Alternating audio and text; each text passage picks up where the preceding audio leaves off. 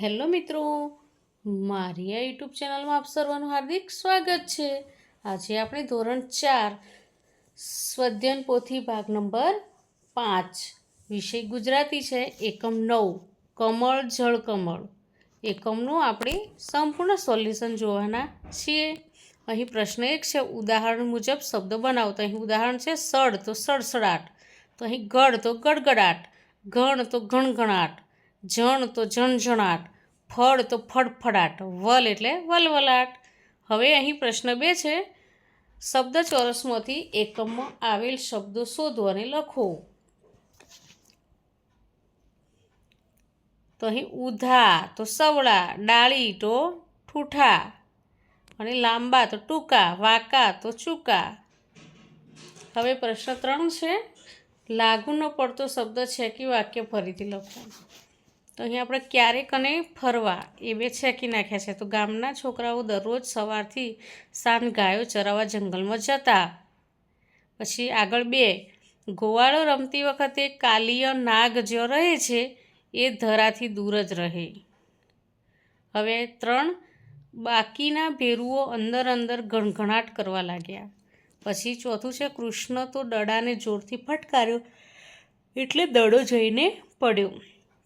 5, કૃષ્ણે તો છેક તળિયા સુધી ડૂબકી લગાવી. પ્રશ્ન 4 છે, આડા અવળા અને ભેગા થઈ ગયેલા વાક્યોને છૂટા પાડીને લખો. તો અહીં પહેલું હું સાચું જ વાક્ય બોલી જાઉં, ગોપીઓ ખોટું બોલે છે માં, પૂછ મોટા ભાઈને. પછી બીજું છે, હું વળી માખણની ચોરી કરું, તું સાવ ભોળી છે. 3, આવવા દે એ બધી કાબરોને, એમ વાત છે. 4, બધા મિત્રો ચિંતાતુર થઈ ગયા, હવે શું થશે. આગળ, અરે મારી માડી ફરીથી ફરિયાદ આવી. હવે પ્રશ્ન 5 છે, વાક્ય સાચું બને એ બની રહે એ મુજબ શબ્દો ઉમેરીને વાક્ય બનાવો. અહીં ઉદાહરણ આપેલું છે, એના પરથી આપણે બીજા વાક્ય બનાવવાના છે. અમે મેળામાં ગયા, તો અમે ગઈકાલે મેળામાં ગયા. અમે ગઈકાલે સાંજે મેળામાં ગયા. અમે ગઈકાલે બસમાં બેસીને મેળામાં ગયા. બધા જમતા હતા, બધા સાથે જમતા હતા. બધા રસોડામાં સાથે જમતા હતા. બધા રસોડામાં સાથે શાંતિથી જમતા હતા. પછી પ્રશ્ન 6 છે, વાક્યો કોણ બોલી શકે તે લખો. તો પહેલામાં શું આવશે, નાગણ. બીજામાં કૃષ્ણ, ત્રીજામાં બલભદ્ર, ચોથામાં કૃષ્ણ અને 5મામાં જશોદા. હવે પ્રશ્ન 7, કોઠામાં આપેલ ઉદાહરણ મુજબ વાક્યો બનાવીને લખો. અહીં ગઈકાલ, હાલ અને આવતીકાલ એના પરથી આપણે વાક્યો બનાવ્યા છે. હવે પ્રશ્ન 8, કૌંસમાંથી યોગ્ય શબ્દ પસંદ કરીને ખાલી જગ્યા પૂરો. તો પહેલામાં કેવું આવશે, અને બીજામાં કેવી, ત્રીજામાં કેવા, ચોથામાં છોકરા, 5મામાં છોકરી અને 6ઠામાં છોકરા. હવે પ્રશ્ન 9 છે, નીચેના પ્રશ્નોના ઉત્તર લખો. નાગણ કૃષ્ણને કેમ પાછા મોકલવા માગતી હતી. તો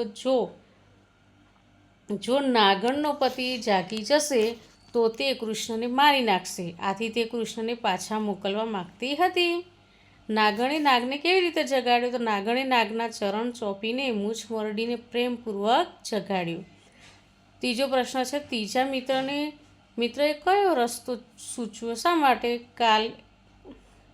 કાલે કાનુડો નવો દડો લેતો આવે, આ દડો ભલે કાલી નાગના ઘરે રહેતો, તેને કૃષ્ણને કાલી નાગથી બચાવવા આ રસ્તો સૂચવ્યો હતો. પછી આગળ, કૃષ્ણ હાર લેવાની શા માટે ના પાડે છે. તો તેઓ ત્યાં ભેટ લેવા નહીં, પણ કાલિયા નાગને નાથવા અને યમુના નદીને ઝેરમુક્ત કરવા આવ્યા હતા. પછી 5, જ્યારે ગાયો ચરતી હોય ત્યારે છોકરાઓ શું કરતા હોય છે. જ્યારે ગાયો ચરતી હોય ત્યારે છોકરાઓ ભેગા બેસીને વાતો કરે, ભાથું વેચીને ખાય, રમતો રમે અને મજા કરે. પછી પ્રશ્ન 10 છે, અધૂરી પંક્તિઓ પૂર્ણ કરો.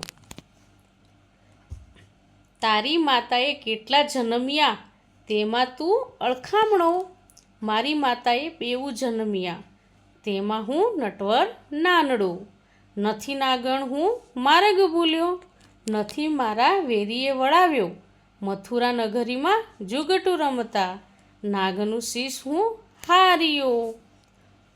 તો મિત્રો અહીંયા એકમનો વિડીયો પૂરો થાય છે. જો તમને આ વિડીયો ગમ્યો હોય તો લાઈક, શેર અને સબસ્ક્રાઈબ ચોક્કસથી કરજો.